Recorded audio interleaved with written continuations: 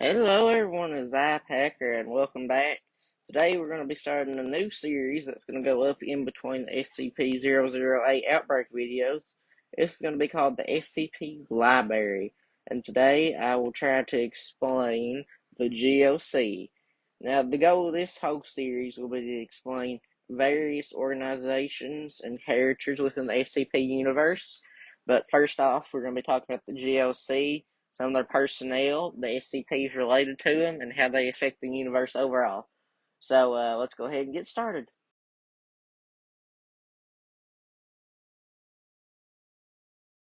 Some of these will be coming straight off the SCP website. Some of it will be coming off the fandom page for the GOC. I'll link everything down in the description, so if you want to read about it some more yourself, you can. Let's go ahead and get started with the most basic stuff. The GOC is a United Nations organization.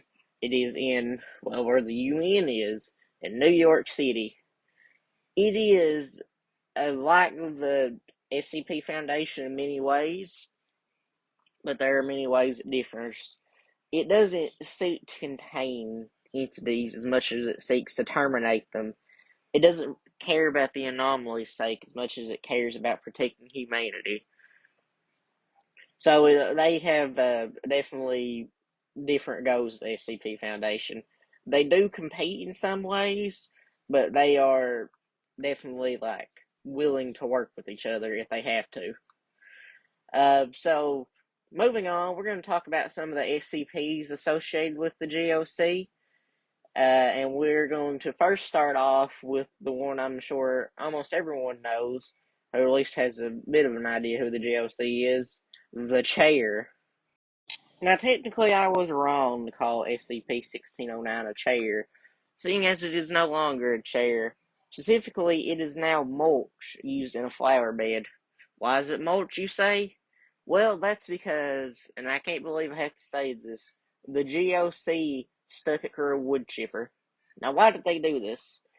They don't want humanity outside of them and that people already know, knowing that anomalies exist. And SCP 1609's ability was to teleport to anybody who needed a chair to sit in. It was a very peaceful SCP. All it wanted to do was help people. And they stuck it for a wood chipper, and it was apparently angry about this, to put it simply.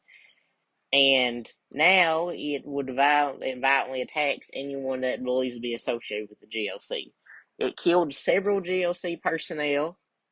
And now the SCP Foundation, they have it in the mulch garden, and they use it as a flower bed, and they have specific instructions to have anyone who interacts with it comment on how nice the flowers are and how great the mulch is.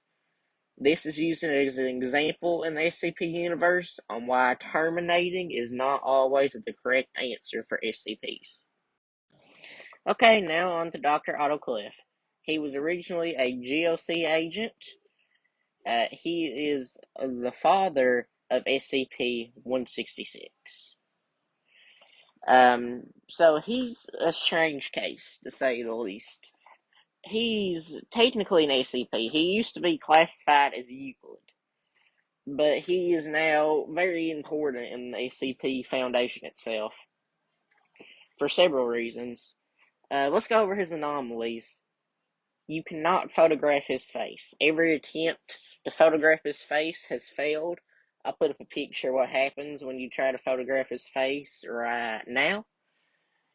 The rest of him's pretty normal. He does have blue and green eyes, but he's also very interesting in that he's a reality sink and he has a natural resistance to anomalous alternations. So the anomalies that do like mind control, like 035, they cannot affect him, or at least not as well. I'm pretty sure it's total resistance, but, SCP lore can be kind of confusing. So, let's go over some more stuff about Mr. Cleft here. So, moving on to the miscellaneous information about Dr. Cleft, he goes by ukulele, like the instrument. I don't get it, but it's on his personnel file, so I think I should read that. He He has a security level 4. He is currently the department head, Division of Training and Development. I think that's about all I have to say about him. Maybe I'll cover more about some of his more personal life in another video, but I just wanted to quickly mention him and some of the basics surrounding him. So let's go ahead and move on to some of the canons the GOC are associated with.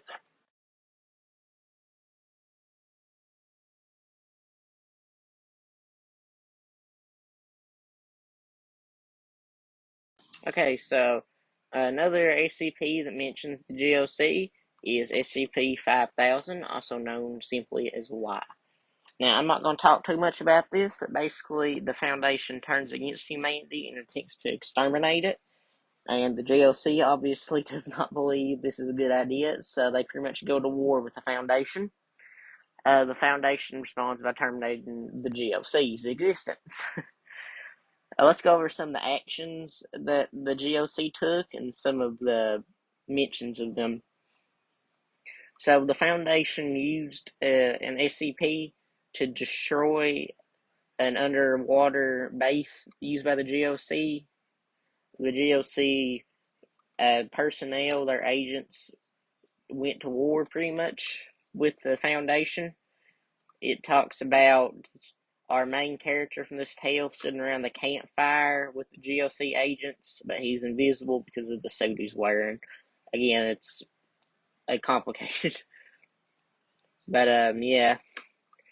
It also talks about the GOC keeping up the fight and that keeping hope. So this shows that the GOC turned against the Foundation pretty much immediately, as well as several other anomalous organizations turned against the SCP Foundation. I'm not going to talk too much about SCP-5000 since they're not the focus of this video, but I'll talk about it more later. And I think this is the last SCP that mentions the GOC I'm going to talk about. Moving on to the next topic. Okay, we will now discuss how the GOC is organized. We will start with the GOC High Command, which, according to the fandom page, is similar to the SCP Foundation's administrative department. The High Command oversees and directs the rest of the Coalition. The Office of the Under-Secretive is part of the High Command, as well as the Nexus, which coordinates command central hubs overseeing local operations. Now, for the other parts, first is the Physics Division, which is like the Department of Task Forces in the Foundation. It is the action arm of the GOC, and they are tasked with countering and eliminating corrupt entities, as well as any organizations that may create those entities. Next up is the Psyche Division, the diplomacy arm of the GOC, which is responsible for keeping the peace of the world and the public from the world of the anomalous. They keep relations with non-hostile occult groups and occasionally organize trades of entities or the formation of joint task groups. Now, this last one is hard to pronounce, so I am sorry if I completely butcher this. Plutomony, let's go with that division, is the support arm of the GOC responsible for the smooth operations, including creating technology to assist physics operations, researching anomalous concepts to exist in counteracting, transporting strike teams and assessment teams and other forms of logistics. Lastly, we have notable locations. They have Gunzir, pretty hard to say some of these. I'm sorry if I completely butcher these, but I'll have the site linked in the description so you can figure out how to say it. It's the Atlantic Ocean fortress city constructed in-universe, 5000, capable of holding vast amounts of refugees, personnel, and equipment, served as GOC's capital during the SCP's omnicide of humanity, destroyed by the Foundation. The GOC collects soon after. Now, this is that place I was talking about in the SCP-5000 part of this video. They had refugees, and this was pretty much the last holdout, and the Foundation destroyed this, and they pretty much won the whole war against humanity. I'll talk some more about SCP-5000 since that is very high on my personal list of SCPs. I'll make a list of ones that I like favorite eventually, but I'll get to that later. Well, I think that is all. Thanks for watching, and this has been Dr. Packrat with the SCP Foundation, and I will see you all next time.